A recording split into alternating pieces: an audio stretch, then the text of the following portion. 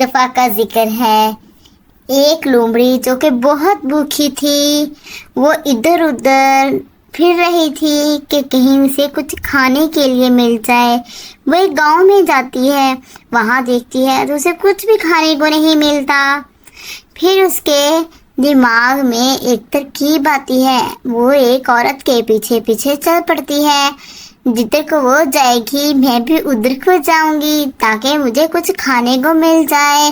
اور ایسا ہی ہوتا ہے، وہ ایک گھر کے پاس آ جاتی ہے جس کے اوپر انگور لگے ہوتے ہیں۔